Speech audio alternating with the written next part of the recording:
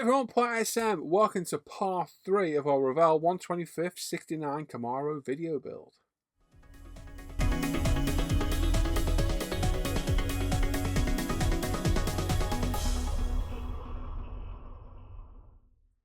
So today we're going to get this finished. Yes, we are. We've got a bit of work to do, but it's the final touches on the build. And we're going to get this awesome looking car all done and dusted. Not without its problems, its trials and tribulations. Tribulations, is that the right word? I think it is. But we're going to get there. We will get there in the end, and it looks good. It looks good at the end. I'm very happy with this one. It came out really well. But you'll have to watch to see. All right, so we're going to jump straight in and start off with flattening back that bodywork and giving it all nice polish up. Right then, so we're straight back into the build and we're straight back onto the body. So the 2K has been drying for about 5 days now. That should be more than enough to let cure. It's pretty hard. It's been a nice warm cave. It sticks around 20 degrees near up to 24 degrees most days. We're using our 3M Trizic pads again, which I've been using for a couple of months now. Absolutely loving them. I don't think I'll ever use micro mesh ever again, to be honest. These things are just doing their thing really easy. Keep them nice and wet. I'm starting with the 3000, working up to the 6 and then to the 8. And they are just quick, really quick. Now, if you've not used them before, you've got to be careful because they're a lot faster working than, say, micro mesh. They're a lot more efficient. So it's easy to burn through edges and corners if you're not careful. So just remember that when you're using them, you don't need to sand as much. I sped this up just because it gets a bit boring otherwise. But I just thought I'd show me sanding one section. So we've got a nice little bowl of water there. We started off with the 3, going to the 6, onto the 8. And as you can see, the sponges are soaking. So this is after the 3. You can see we've lost the shine completely off the model. And we're just going to keep going until we get a nice flat surface. Now the goal here is to lose the thickness of the 2K, which is what most people complain about with using 2K, and to get rid of any flaws out there. So the flaws we've got are a bit of dust. There's a couple of them on the roof. There's a big one right in the centre, which we're going to take care of as good as we can. You can see it right there. And it's a case of just working your way through and then working up through the grits until you're happy with what you've got. So you don't need to apply a lot of pressure. You can just let the sander do its work. These come in 75mm and 150mm discs because they're meant to be used on our orbital sander. I've got the 75s and I've just cut a small section up. And although they are expensive, I paid £32 for 15, 3 of each in the different grits. That small square there, which is a minute amount off that 75mm disc, will last me for several cars. And you can see how well they work at flattening back the paint. Exact same process on the car bonnet. Just being very careful of any raised areas and the edges because the paint's always inherently thinner there. So just take your time. Don't go mad. Don't apply loads of pressure. Keep the sponge nice and wet. Now, being sponges, they do hold a lot of water. I can attest to that by all the spillages on my bench. But just keep it moist and just keep sanding nice and smooth. Let the sander do the work. Don't be too ham-fisted or heavy-handed, and you'll be good to go. But like I say, start with the 3, the 6, and the 8. And this is working really well for me. I'm ended up with a really nice finish, losing that real thick look of 2K, which you do get from 2K. It's the idea of using it. It leaves plenty of material behind for sanding. And that combined with the ultimate polish system, which you're going to see in a second, it's a winning team. It certainly is. Now, when you're using the polish system, this is the compound. Don't apply way too much like I did here. I'm chatting away on my live stream in the morning, not paying attention to what I'm doing, and I put half a bloody bottle of bloody stuff on here. I've gone absolutely mad. So you definitely don't need that much. That could probably do the car 2 times over. I've just put on there. But hey, roll with it. I realise what I've done. I'm like, oh, yeah, we'll just use it. So going around circular motions using a nice soft cotton cloth. I've moved away from using microfiber. I was finding they were causing more scratches than anything. So using a nice cotton cloth, high quality, old t-shirts work well. Just again, be careful of edges and raised areas because again, the compound is an abrasive polish and it's a lot more abrasive than normal polish. And all we're doing is try and get rid of all those micro scratches and grooves and bring a bit of shine back to the paint using the compounds. This is the first stage of the polishing. After that, we've got a toothbrush into the grooves and the panel lines everywhere to get rid of any excess compound. You can see it all over the bench. It's a very messy job, this. And then wipe it over with a clean cotton cloth, and then with the polish, which is a less abrasive, finer polishing compound, we can go over the same spot again and polish it up to a nice high shine. Now, you may need to repeat this. You may need to repeat the sanding again. You may need to repeat the compound, or may just need to repeat the polish. Judge by your eye what you need to do and how far you want to push it. You only have a finite amount of clear, and once you burn through it, that's it. You're going to have to re-clear it again. So I often think it's sometimes better to accept a slight flaw rather than push it and ruin what is 90% a really good paint job. So for me, there's a spot in the middle of the roof. I've pushed it as far as I want to go with the sanders, and I pushed it as far as I want to go with the compound and the polish. And you can see it there. It is visible when the light catches it. I'll accept that slight flaw rather than ruining the whole thing. But it's a case of doing the whole body. I like doing section by section, working your way around until you're all done. And look at that shine. Although we've got that little blemish in the middle, the shine looks fantastic. We've lost that real thickness look of it all. And it looks great. Now, the fun part, you're going to get dry polish and compound in all the panel lines and any recessed areas of the model. So I load my airbrush up with water. Whatever you do, make sure it is water. Put any lacquer thinner away if you've got it in similar bottles. We're just going to jet wash it all out. So I find it's best to go around the entire model and spray into it, get it nice and wet, leave it for a second, load the brush up, and then get in there nice and close and jet wash out any compound or polish. You can then go to air, as I have here, and dry off the model, and then get some clean cotton cloths again and give it a good dry over. Whilst that's drying properly, we're going to wipe off that wash we put on the grill in the last video. So no need for any Winsor & Newton on this, because it's a nice smooth grill. The wash wipes off perfectly, and that looks really good. I'm happy with that, just the kind of look I wanted. So more than happy with that. So the grill literally pushes in, no glue, slotted straight in there, no bother. We've got the little spotlights that go underneath. So I popped in there some Vallejo model silver, like so, a micro brush all around the edge perfectly. And then I'm going to use that as a medium to hold the lens in, because that will dry. It will hold the lens in perfectly. So we grab our tweezers, drop it, pick it back up, and then pop it in, line it all up, give it a good push down, and that paint will dry with more than enough purchase to hold that in. Good little trick there to save using any glue. Just give it a little push, and that will do me. Now you could paint the whole surround silver if you wanted. I opted just to do the centres. It was just a look I was after. When I do my bench update on these builds later on, I'll show Joe's as well, because me and Joe buddy built these together. And obviously they do look slightly different in places. The rear lights on this, not so good, the rear lights. You get a rear pre-coloured light lens, which is fine. And then there's a reflector that you glue it into. I'm just going to use the buffer to clean this up, because I cut it nice and smooth, and the buffer cleaned it up really well. The light fits into the reflector really well, but the reflector doesn't fit onto the car at all. There's no literally no fixing point for it at all. So as you'll see in a minute, I had to kind of hover the part on the rear of the car, get it in place in situ, and then quickly glue it with some CA glue. I tried many different types of fitting, and it was just having none of it, so I kind of gave up in the end and just let it hover where it was. So a couple of dabs of Bob Smith's glue on the inside, and we can put the light lens inside. They are handed, so make sure you get the right one and that you put the lights on the right way. I'll talk about these lights a bit more in a minute. So these lights have a surround all the way around. There's two sets in the kit. These are the correct ones for the kit. It calls out for chrome on the kit and the real car. Now, because of the red of the car, I wanted to keep these lights just red, because I thought they looked quite cool, blended into the back. So I opted not to paint mine. So if you wonder why I didn't do it, that is why. But as you can see, they don't fit in anywhere.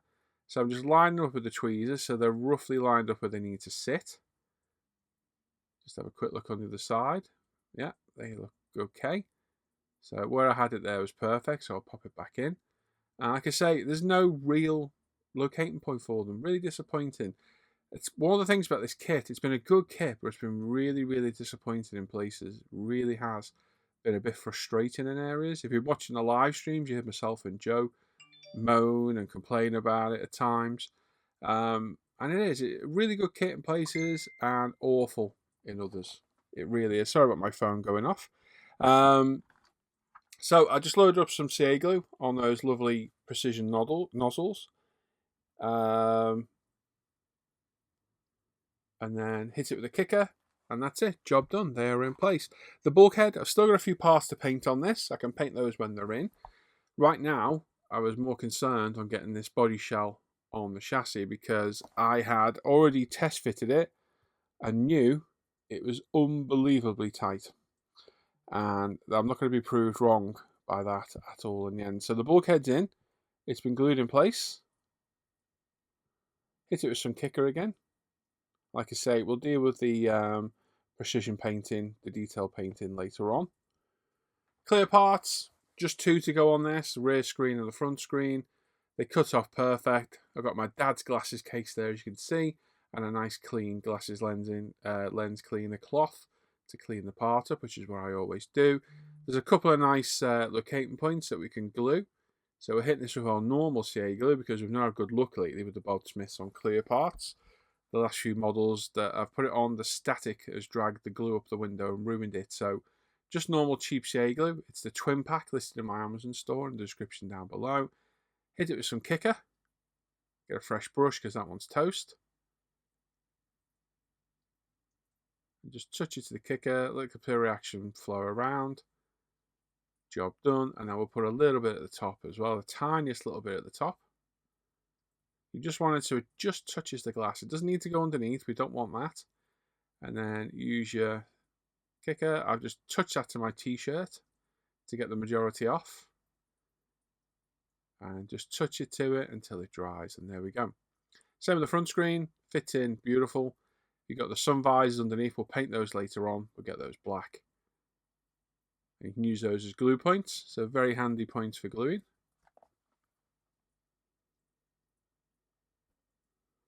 So a couple of dabs of glue, a yabba dabba doo, and then some kicker.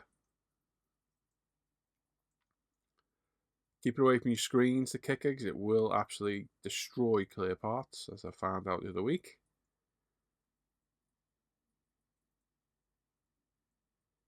But just dab it, let the capillary reaction carry it. Micro brushes are perfect for this job. They're one of my favourite tools for CA kicker. And there we go, and then we can pop a couple of dabs at the front just to securely hold it all in. Now, I used to use CA glue at one point, not CA glue, UV glue, and it was becoming more troublesome. I don't know what was going on, but it ruined the screens on my GT2 Porsche. I had to buy a new kit to get new glass.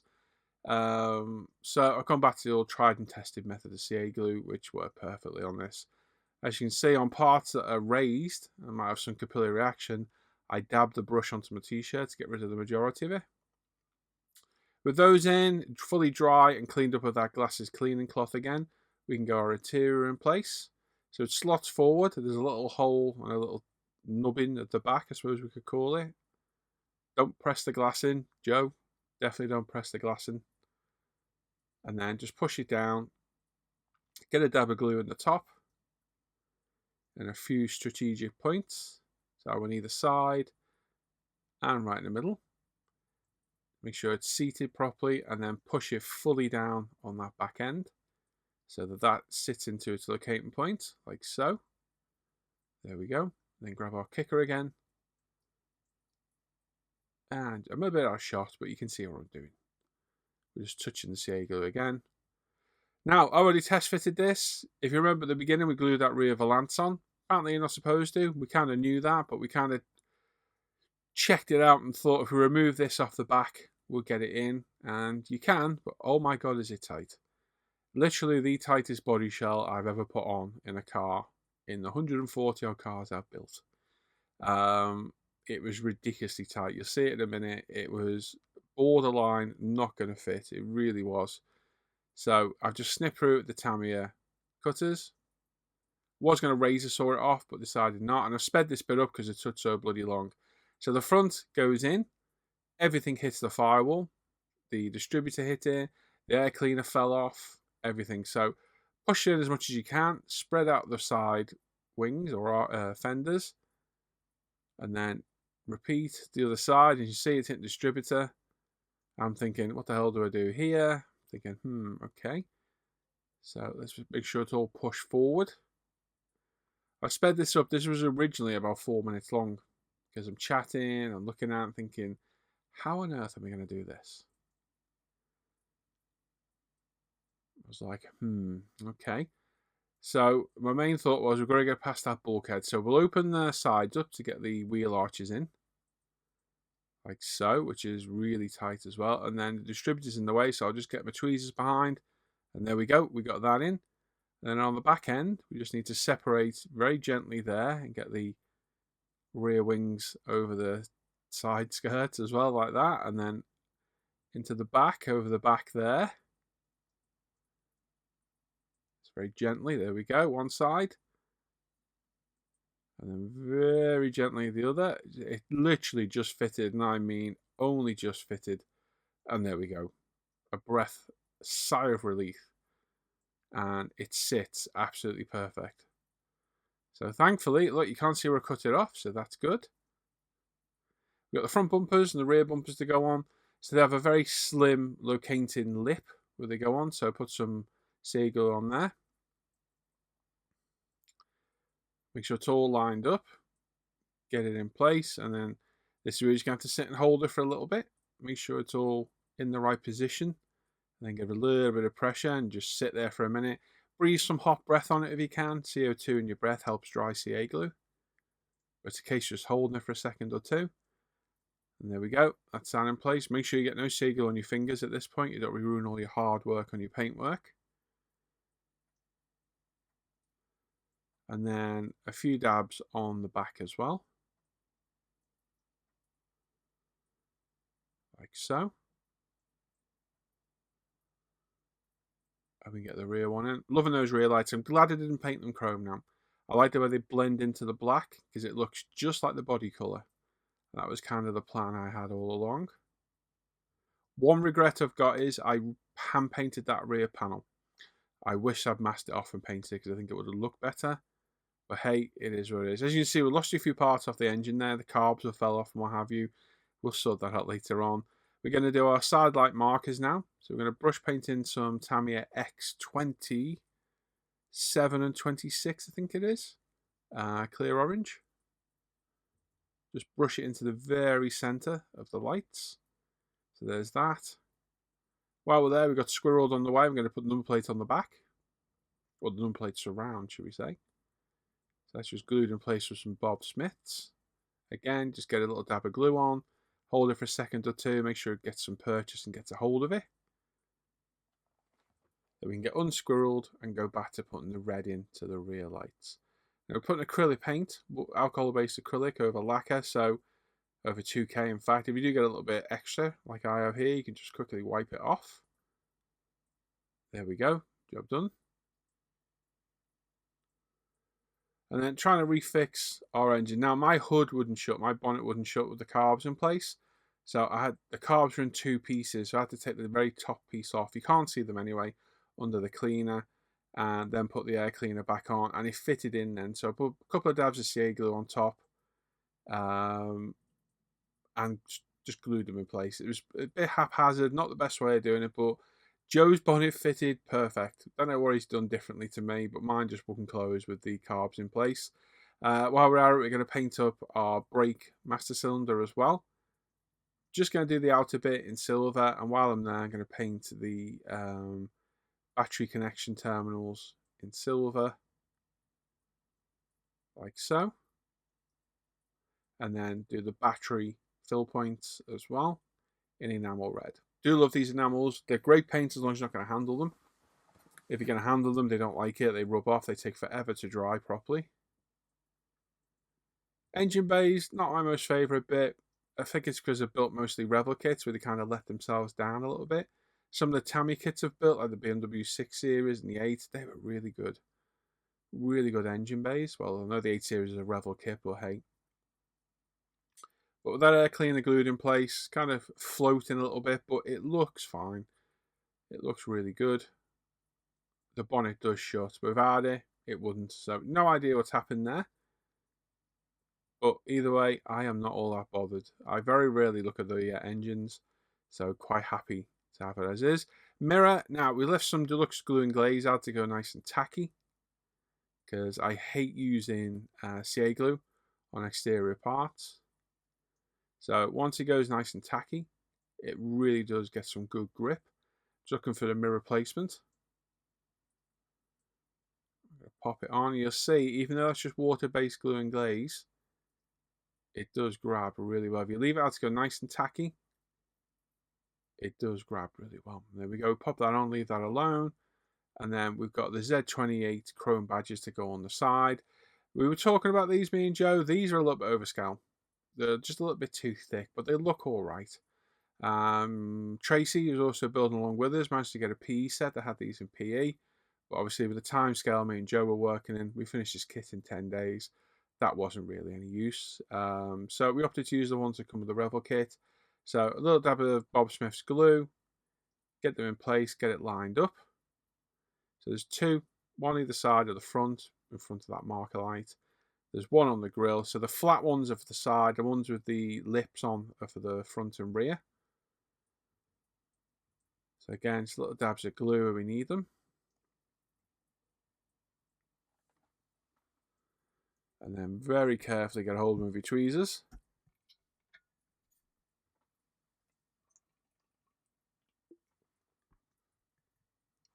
And glue it in place. We've got some red lettering on the Z to paint later. We'll let all this dry fully and paint it with our enamel paint again.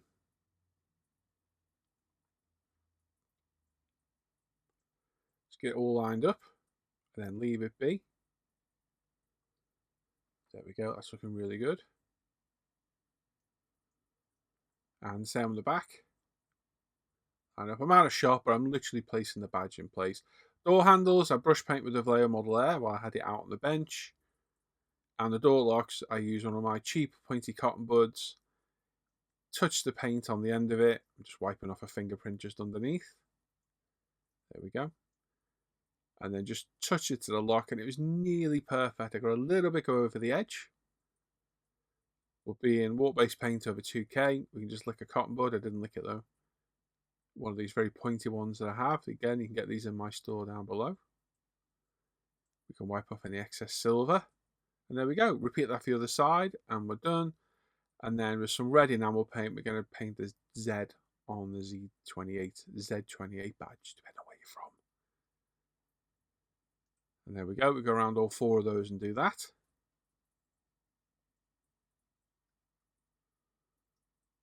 Just a steady hand here. Take your time. Enamel paint, brush paint's absolutely beautiful. And again, repeat that for the rear. Now, there we go. We're all done. So what we've got here is the UMP polishing systems. This is the quick detail spray. Spray a bit of it onto a nice clean cotton cloth. Rub it all over. It's not abrasive. You just want to get it everywhere. Let it haze up. And then buff it off. And it'll give you a nice, quick shine.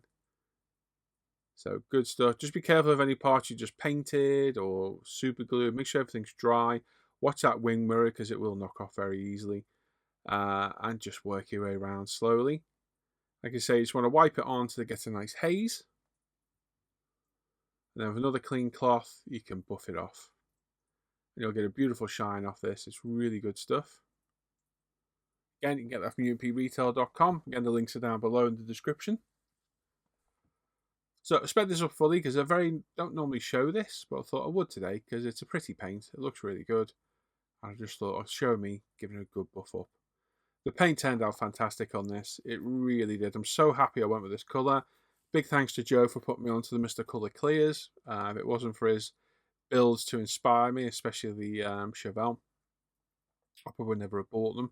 And I'm glad I did now because this looks absolutely fantastic. It really does. Beautiful paints, easy to use. The depth of colour on this is phenomenal. You can't really see it on camera. To my eye, when you turn the model and you get any edges like the edge of the wings or any sharp edges of, flares on the wheel, on the sides of the car, because the paint's thinner, you get the gold showing through from that gold base coat we pull on. And it just looks beautiful. You get that deep ruby red candy colour. and then a nice gold fleck just showing through in some areas, and it just looks absolutely stunning. Like I say, I thought I'd give this one the full polish treatment on camera, and there we go. She's all done. Very happy with this. Far from perfect. None of my builds are perfect, but I think she's come out pretty well. I'm more than happy with her. There's a few things that changed. There's a few things I might do differently. But overall, really happy with this. It was a good kit overall. It was just let down by some silly things. I'd probably give it a 7 out of 10. It was great in some areas and just a nightmare. The body shell was ridiculously tight. Even if we left that rear valance off, it would have been a really tight fit. And there we go.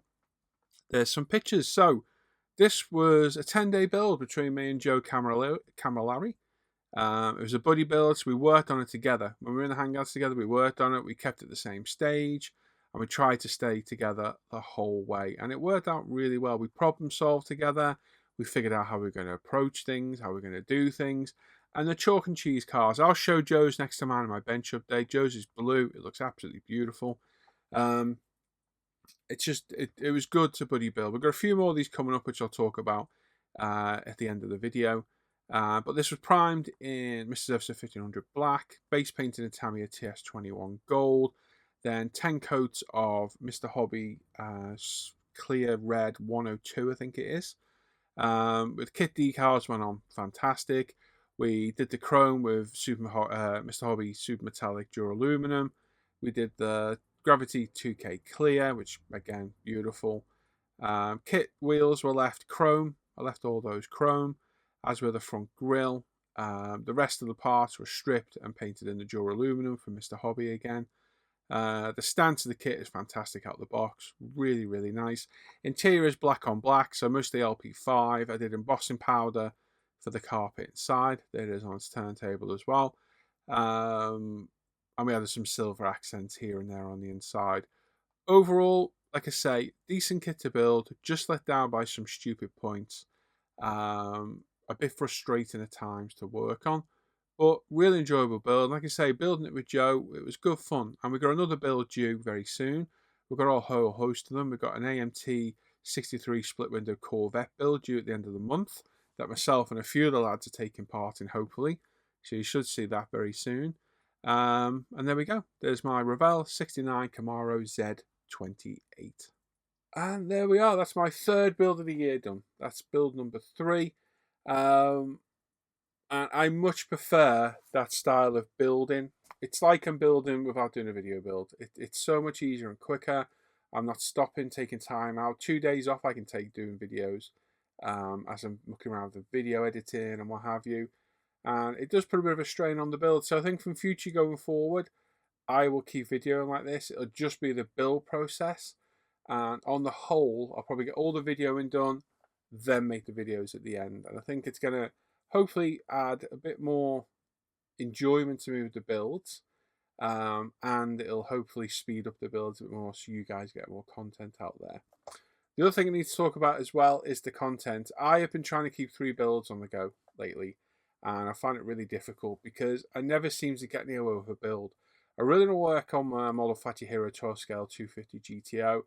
And I just find I'm not getting into the flow of it because I'm doing a part, then going to another part on a plastic kit, then doing another part on a resin kit, then going back. So my plans going forward are, if I start a plastic model kit, I'm going to work on that till it's done, like I've done here with the Camaro. It was 10 days, job done, videos out, bish bash bosh, no problem at all.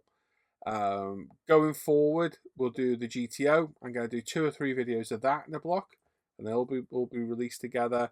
And then going forward, I'm going to pick either a resin kit or a plastic kit. I'm going to work on that until it's done, and then flip back to another plastic kit or resin kit. So I've just got 2 kits on the go at the minute. I've currently got the LFA on the go. That's going back in the box for a week or so. I'm going to work on the Ferrari 250 GTO next. Get a few parts of that build out, try and make a bit of progress on it because there's a lot of people out there waiting to see this build. I'm really eager to work on it and I'm missing not working on it.